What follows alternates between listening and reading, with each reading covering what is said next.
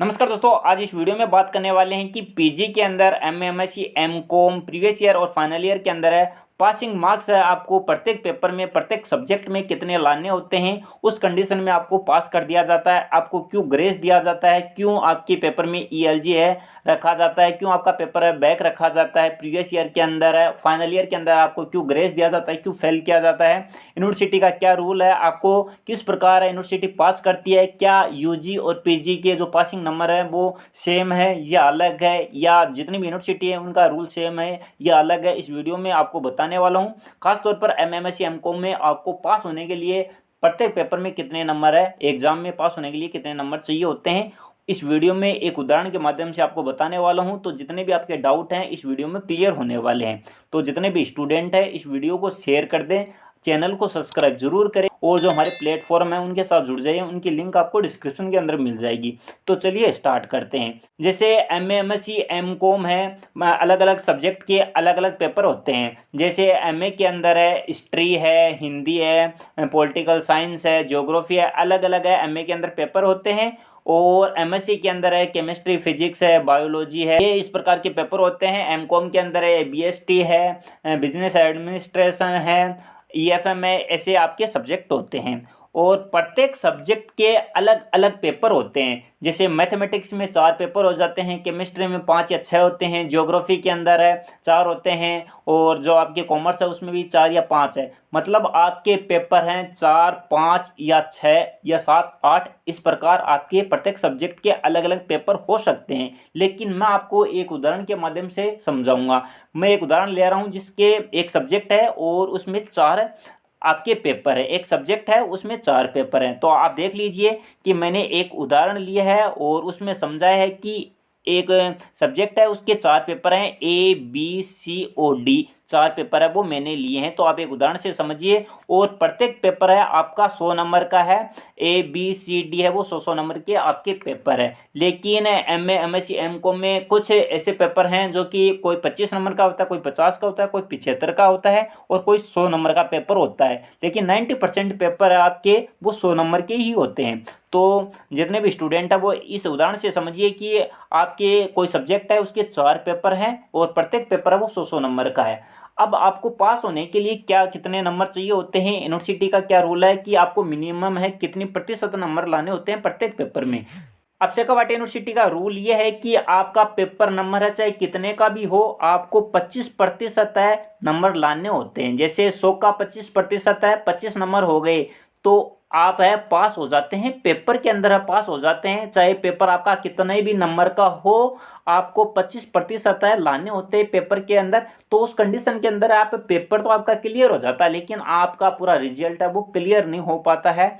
आपका पेपर है पूर्णतः जो पूरा रिजल्ट है वो आपका क्लियर नहीं होता है, पेपर क्लियर होता है। और पेपर भी क्लियर करने के लिए आपको ज़्यादा नंबर चाहिए होते हैं। अब शेखावाटी यूनिवर्सिटी का रूल ये है कि आपको यूजी के अंदर है, जैसे बीए, बीएससी, बीकॉम के अंदर है, प्रत्येक सब्जेक्ट के अंदर आपको मिनिमम है 36% ले आते हो, उस कंडीशन में पास हो जाते हो। लेकिन एमएमएससी, एमकॉम में शेखावाटी यूनिवर्सिटी के रूल अलग हैं कि पेपर में आपको अलग नंबर चाहिए होंगे। टोटल पेपर नंबर है उसमें आपको पास होने के लिए अलग नंबर चाहिए होते हैं। तो अब आपको जो मैंने उदाहरण दिया है कि आपके 4 पेपर हैं तो आपके चारों पेपर वो 400 नंबर के आपके चारों पेपर हो गए हैं। लेकिन अब शेखावाटी यूनिवर्सिटी का रूल ये है कि आपका जो टोटल नंबर पेपर है 400 का, उसमें से आपको 36% लाने होंगे। उस कंडीशन में आप है पास हो जाते हो। तो आप देख लीजिए कि 400 का 36% है 144 है, 400 का 36% होता है। लेकिन अब बोलोगे कि सर मैंने तो है जो 4 पेपर थे उसमें जो मिनिमम मार्क्स आपने बताए हैं 25-25, वो मैंने चारों पेपरों में 25-25 मैं ले आया हूँ और मेरे 100 नंबर हो गए हैं। तो क्या मैं इस कंडीशन में पास हो गया हूँ? नहीं, आप इस कंडीशन में है, आपको है वो फेल है वो कर दिया जाता है शेखावाटी यूनिवर्सिटी द्वारा। क्योंकि शेखावाटी यूनिवर्सिटी ये बोलती है कि आपको है मिनिमम है 36 है जो आपका टोटल नंबर पेपर है। जैसे मान लीजिए यहाँ पर 400 का आपका टोटल नंबर पेपर हुआ तो उसमें से 36% आपके जो नंबर बनते हैं, जो आपके पेपर हैं उसमें आपको इतने नंबर लाने होते हैं। और प्रत्येक पेपर में 25 तो आपकी कम से कम होने चाहिए। तो 144 हैं 400 के 36%। यदि आपका 500 नंबर का पेपर होता है तो 500 का 36% है 180 हो जाता है। यदि आपका 600 नंबर का पेपर है तो आपका जो 36% है वो 216 हो जाता है। तो हमने इस उदाहरण में 4 पेपर लिए हैं और 400 नंबर का है और 36% है 400। लेकिन स्टूडेंट बोल रहा है कि मैंने 25% है वो मैं ले आया हूँ, प्रत्येक पेपर के अंदर है, तो मैं प्रत्येक पेपर में तो पास हो गया हूँ क्या? तो नहीं, आप प्रत्येक पेपर में भी पास नहीं हुए क्योंकि आपके 100 नंबर हुए हैं और आपको चाहिए 144। अब स्टूडेंट बोल रहा है कि ये क्या झमेला है, हमें तो कुछ समझ में भी नहीं आया है। अब आपको समझ में एक और बात बताऊंगा, उसके बाद आपको पूरी डिटेल में है समझ में आ जाएगा। तो अब शेखावाटी यूनिवर्सिटी का रूल ये है कि आपको जो मिनिमम है 25 नंबर है वो तो लाने ही होते हैं एक पेपर में, लेकिन जो और बाकी पेपर हैं उनमें आपको 25 से ज़्यादा लाने होंगे, तभी आप पास होंगे। जो आपके 400 टोटल पेपर है, 400 का 36% 144 होता है, तो चारों पेपरों का मिलाकर 144 से ज़्यादा होना चाहिए। ये 144 आपके नंबर होने चाहिए, उस कंडीशन में आपको पास किया जाता है। जैसे आप एक उदाहरण मैं आपको दे रहा हूँ कि आपका फर्स्ट पेपर था 100 नंबर का और आप 25 नंबर ले आते हो, 100 में से 25 ले आए तो ये पेपर आपका क्लियर हो गया। और दूसरा पेपर था आपका 100 नंबर का, तो आप 100 में से आप 70 नंबर ले आते हो, उस कंडीशन में आप पास हो जाते हो। और तीसरा पेपर भी आपका 100 नंबर का हुआ और आप इसमें भी 70 नंबर ले आते हो। चौथा पेपर भी आपका 100 नंबर का हुआ और इसमें भी आप 70 नंबर ले आते हो। तो अब आप अपने नंबर अब वो जोड़ सकते हैं।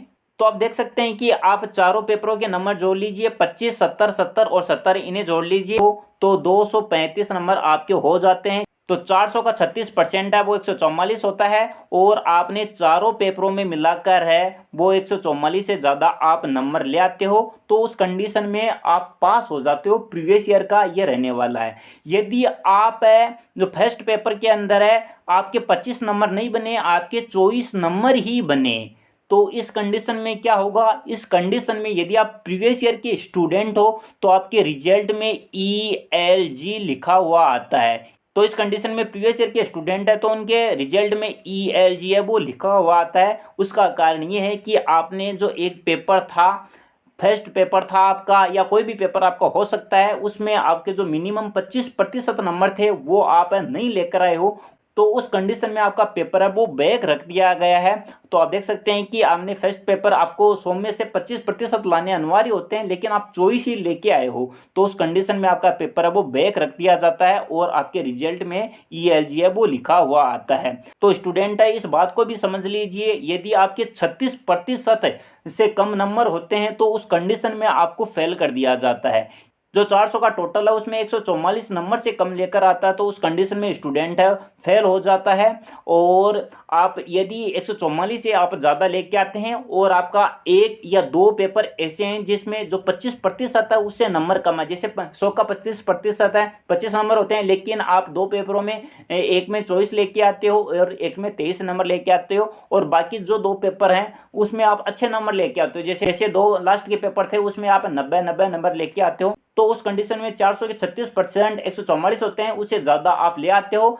लेकिन आपका फर्स्ट और सेकंड पेपर है उसमें आपके 24 और 23 नंबर ही आए थे, तो प्रीवियस ईयर के स्टूडेंट हैं तो उस कंडीशन में आपके रिजल्ट में ELG लिखा हुआ आता है, क्योंकि आपका पेपर है वो दो बैक रह गए हैं। और यदि आप फाइनल ईयर के स्टूडेंट थे और ये कंडीशन रही कि पहला पेपर और दूसरा पेपर है उसके अंदर 24 और 23 नंबर आए और जो आपके दो लास्ट के पेपर थे उसमें 90 नंबर आ गए, मतलब आपके 144 से ज़्यादा आपके नंबर है वो बन गए हैं। और इस कंडीशन में आपको जो पहला और दूसरा पेपर था जिसमें 23-24 नंबर आए थे और फाइनल ईयर के स्टूडेंट हो, तो उस कंडीशन के अंदर है आपके रिजल्ट के अंदर है आपको पास किया जा सकता है। यूनिवर्सिटी पे डिपेंड करती है, यूनिवर्सिटी है जो आपके नंबर कम आए हैं 25% से, तो यूनिवर्सिटी उसमें 1, 2, 3, 4, 5, 6 नंबर तक का ग्रेस लगाकर आपको पास कर सकती है। और पास करने का रूल ये है कि यूनिवर्सिटी देखेगी कि आपके जो पेपर हैं बाकी जिनमें अच्छे नंबर आए हैं, यदि आपके अच्छे नंबर आए हैं बाकी पेपरों में और दो पेपर ऐसे हैं जिसमें कि आपके नंबर 1 या 2 या 4 या 5 नंबर ऐसे कम पड़ रहे हैं, तो यूनिवर्सिटी आपको ग्रेस देकर पास कर सकती है। लेकिन यदि आपके अच्छे नंबर बाकी 144 भी आपके पूरे नहीं बन रहे हैं तो उस कंडीशन में फाइनल ईयर के अंदर आपको फेल कर दिया जाता है। तो जितने भी स्टूडेंट हैं MA, MSc, MCOM के, आई होप मैंने आपको जो समझा है वो आप अच्छी तरीके से समझ गए हैं। तो आप समझ गए होंगे आपको प्रत्येक पेपर में 25% लाने होते हैं। और जो टोटल नंबर पेपर है, जैसे 400 का पेपर है तो आपको 36%, 400 का 36%, 144 नंबर आपके टोटल पेपरों में आने चाहिए। और यदि 500 का पेपर है तो आपका 44% है, 180 होते हैं। 600 का पेपर है तो 216 आपके 36% होते हैं। तो और आपको प्रत्येक पेपर में से 25% है वो लाने होते हैं एक पेपर में। पेपर को क्लियर करने के लिए आप पास नहीं होंगे, पेपर ही क्लियर होगा। यदि आप 25-25 ले आते हो तो पेपर तो क्लियर होगा लेकिन पास नहीं होंगे। पास होने के लिए 36% है आपका टोटल होना चाहिए। टोटल पेपरों का मिलाकर यदि आपका 36% हो जाता है उस कंडीशन में आप पास हो जाते हो, चाहे प्रीवियस ईयर के स्टूडेंट हो या फिर फाइनल ईयर के स्टूडेंट हो, एमएमएससी एमकॉम कोई भी स्टूडेंट हो। वो इस उदाहरण से मैंने समझाया, अच्छी तरीके से आप समझ गए होंगे। उसके बावजूद भी आपका कोई डाउट है तो कमेंट करके भी पूछ सकते हैं। तो लेकिन जितने भी स्टूडेंट है चैनल को सब्सक्राइब जरूर करेंगे, वीडियो को दोस्तों तक शेयर जरूर कर दें और वीडियो पसंद आया तो लाइक ज़रूर करें। अब जितने भी स्टूडेंट हैं उन्हें सभी को उदाहरण देकर और समझा रहा हूँ, स्टूडेंट को उदाहरण देकर और समझाने वाला हूं। तो जितने भी एमए एमएससी एमकॉम के स्टूडेंट है इस मार्कशीट से समझ सकते हैं। मेरे पास एमएससी प्रीवियस ईयर का एक मैथमेटिक्स का स्टूडेंट है तो आप इस मार्कशीट से समझ सकते हैं जितने भी प्रीवियस ईयर के स्टूडेंट है कि ये मैथमेटिक्स का स्टूडेंट है। और आप देख सकते हैं कि इस स्टूडेंट के 5 पेपर है मैथमेटिक्स के। और देख सकते हैं कि आपको प्रत्येक पेपर में 25% आपको लाने अनिवार्य हैं। लेकिन ये स्टूडेंट है 3 ऐसे पेपर हैं जिसमें से ये 25-25 नंबर नहीं लेके आता है, जिसमें 16, 19, 20 ऐसे नंबर हैं आप देख सकते हैं।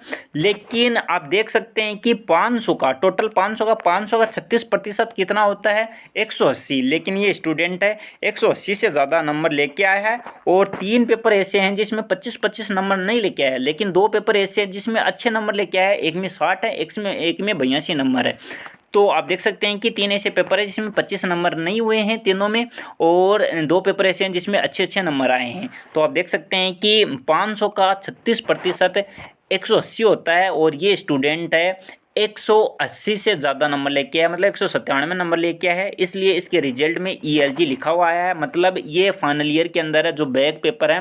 क्योंकि आपको पेपर है, तीनों पेपर है, ये पास करने होते हैं, 25-25 नंबर लाना अनिवार्य होते हैं पेपर में, इसलिए आपको पास कर दिया जाता है। लेकिन ये स्टूडेंट है पास है, पेपर के अंदर है, इनके बैक रह गए हैं, 3 पेपर बैक रह गए हैं। तो ये स्टूडेंट है अगली क्लास में जो फाइनल ईयर के अंदर है उसके अंदर है ये पेपर दे सकता है।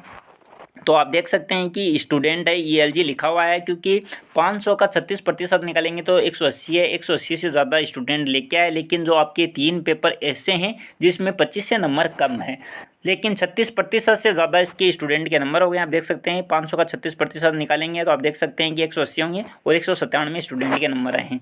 अब आपको एक अलग मार्कशीट और दिखा रहा हूँ। आप देख सकते हैं कि MA प्रीवियस ईयर के स्टूडेंट है, फिजिक्स का स्टूडेंट है। और इसमें आप देख सकते हैं कि प्रैक्टिकल के अंदर आपको अलग से 36% लाना अनिवार्य है। यदि आप 36% प्रैक्टिकल में रहते हो उस कंडीशन में पास हो जाते हो।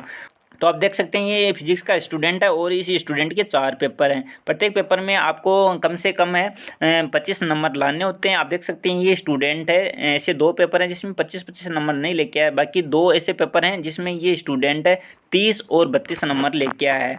तो आप यहाँ पर देख सकते हैं कि तो यहाँ आप 600 का 36% निकालेंगे तो आप देख सकते हैं कि 600 का 36% है, 216 होता है। ये स्टूडेंट है 216 से ज़्यादा लेकर आया है, लेकिन ये फेल हो गया है। कहने का मतलब फेल इसलिए हुआ है क्योंकि इसमें प्रैक्टिकल के नंबर और जुड़े हुए हैं। तो यदि आप 400 कर दीजिए, यदि 200 नंबर निकाल देंगे तो 400 हो जाएंगे। अब 400 के 36% कितने होते हैं, 400 के 36% होते हैं 144। अब इस स्टूडेंट के 4 पेपरों के आप नंबर जोड़ लीजिए, 15, 16, 30 और 32। यदि आप ये नंबर जोड़ लेते हो तो 144 नहीं होते हैं। इस कंडीशन में इस स्टूडेंट के रिजल्ट में फेल लिखा हुआ है। तो आप आई होप समझ गए होंगे, मैंने जो समझा है वो आप अच्छी तरीके से समझ गए होंगे। आप ये फिर से मार्कशीट है वो अच्छे से देख लीजिए, क्योंकि ये फेल इसलिए हुआ है स्टूडेंट क्योंकि आपकी एक बात प्रैक्टिकल छोड़ दीजिए और जो 4 पेपर हैं फिजिक्स के उसके अंदर ये स्टूडेंट है पास नहीं हुआ है। आपके 2 पेपर इसके वैसे भी बैक रह गए हैं और ये पूर्णतः 36% 400 जो फिजिक्स के 4 पेपर है उसमें ये स्टूडेंट है नंबर नहीं लेके आया है। पास होने के लिए 36% चाहिए होते हैं टोटल,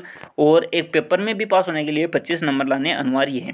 अब दूसरी मार्कशीट है, एक स्टूडेंट है एमएससी प्रीवियस ईयर जूलॉजी का स्टूडेंट है। आप देख सकते हैं 2 प्रैक्टिकल हैं इस स्टूडेंट के और बाकी 6 पेपर हैं। टोटल मिलाकर 800 का इसका पेपर हो गया है। लेकिन पेपरों का ही हम काउंट करें तो इस स्टूडेंट के हैं 600 के पेपर होंगे, आप देख सकते हैं। और इस स्टूडेंट के 2 ऐसे पेपर है जिसमें ये 25 नंबर नहीं लेके आया है, लेकिन आप जो 6 पेपर हैं उनके नंबर जोड़ लीजिए और 600 का आप देख सकते हैं कि 600 का 36% है वो 216 होता है।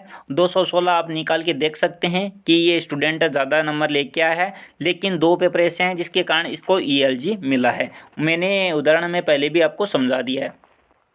अब मेरे पास एक स्टूडेंट है जो कि MA प्रीवियस ईयर का स्टूडेंट है और ज्योग्राफी का स्टूडेंट है। देख सकते हैं इस स्टूडेंट के 4 पेपर हैं और एक प्रैक्टिकल है। आप देख सकते हैं कि 4 पेपर है, 400 का होता है, मतलब 36% 144 होता है। तो 4 पेपर इस स्टूडेंट का, एक बार आप प्रैक्टिकल है वो छोड़ दीजिए। आप देख सकते हैं कि इसका स्टूडेंट का प्रैक्टिकल है, एक बार मैं हाइड कर रहा हूँ, आपको स्क्रीन पर जो दिख रहा है आप देख सकते हैं कि 4 पेपर हैं और एक पेपर ऐसा है कि जिसमें ये स्टूडेंट 25 नंबर नहीं, उसमें आप इस स्टूडेंट को 14 नंबर मिले और बाकी दूसरे पेपर में 36, तीसरे पेपर में 61 और चौथे पेपर में 68। कहने का मतलब ये 4 पेपर हैं। तो इसमें स्टूडेंट को पास होने के लिए कितने नंबर चाहिए होते हैं? 144। 400 का 36% 144।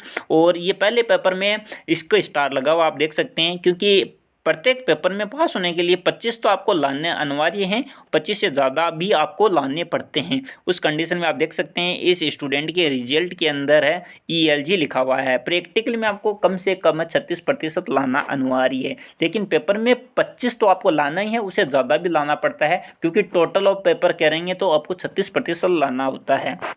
तो जो अब स्क्रीन पर आपको जो मार्कशीट दिख रही है ये MSc केमिस्ट्री फाइनल ईयर का स्टूडेंट है।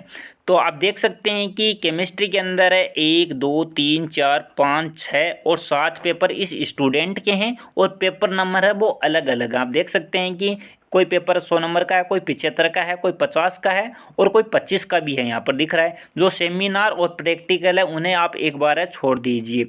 अब आप देख सकते हैं कि सेमिनार प्रैक्टिकल को मैं छोड़ दूं और बाकी इस स्टूडेंट के 7 पेपर हैं तो उन्हें मैं जोड़ता हूं, उसका काउंट करता हूं तो 425 उसका काउंट होता है, 425 काउंट होता है। तो आप देख सकते हैं कि इस स्टूडेंट के आप यदि सेमिनार, या आप देख सकते हैं कि मैं सेमिनार और जो प्रैक्टिकल है उसको हाइड कर रहा हूं और जो बाकी आपको इस स्टूडेंट के 7 पेपर दिख रहे हैं जो कि जिनका योग आप देख सकते हैं कि 425 योग है।